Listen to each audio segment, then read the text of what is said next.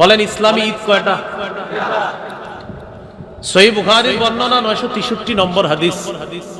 হাদিসের বর্ণনাকারী আব্দুল্লাহ ইবনে ওমর রাদিয়াল্লাহু তাআলা আনহুমা তিনি বলেন, কানা রাসূলুল্লাহ সাল্লাল্লাহু আলাইহি ওয়াসাল্লাম ওয়া আবু বকর ওয়া উমর ইউসাল্লুনাল ঈদাইন ক্বাবলাল খুতবাহ।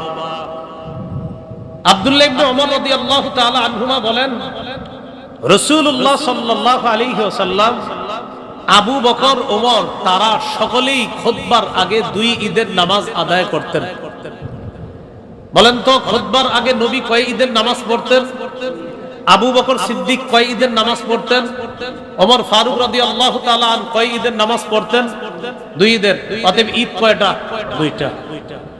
আবু দাউদের 1148 নম্বর হাদিস।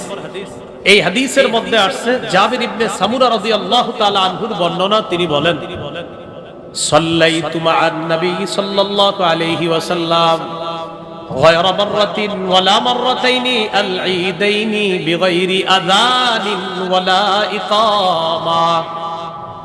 জাবির ইবনে সামুরা রাদিয়াল্লাহু তাআলা আনহু বলেন, আমি একবার দুইবার নয় অসংখ্য অগণিত বার আযান এবং ইকামত ছাড়া রাসূল সাল্লাল্লাহু আলাইহি সাল্লামের সাথে দুই ঈদের নামাজ আদায় করছি। তাহলে নবীজির সাথে জাবির ইবনে সামুরা সাহাবী কয় ঈদের নামাজ পড়ছে? দুই ঈদের। অতএব ইসলামে মুসলমানদের ঈদ কয়টা? দুইটা।